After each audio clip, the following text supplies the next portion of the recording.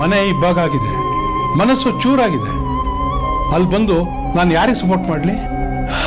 ನನಗೆ ಅರ್ಥ ಆಗುತ್ತೆ ದೊಡ್ಡಪ್ಪ, ಆದರೆ ನನಗೆ ಆಡಬೇಕು ಅಂತ ಇರಲಿಲ್ಲ. ಚೇಚೆ, ತಪ್ಪು ತಿಳ್ಕೊಂಬಿಡ.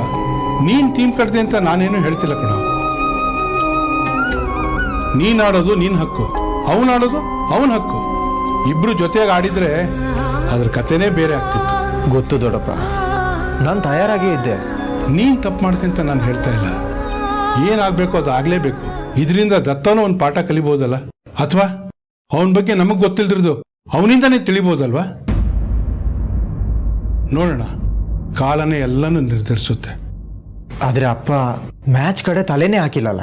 ನಾವಿಬ್ರು ಮ್ಯಾಚ್ಗೆ ಹೋಗಬಾರ್ದು ಅಂತ ನಿರ್ಧಾರ ಮಾಡಿದ್ದೀವಿ.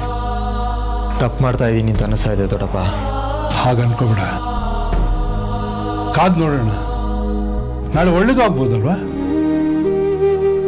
ತೀರಾ ಕೈ ಮೀರೋದ್ರೆ ದೊಡ್ಡವರಾದ ನಾವಿದ್ದೀವಿ, ನಾವು ನೋಡ್ಕೋತೀವಿ. ನೀನು ಪಾಪ ಪ್ರಜ್ಞೆ ಇಟ್ಕೊಂಡು ಆಟ ಆಡಬೇಡ.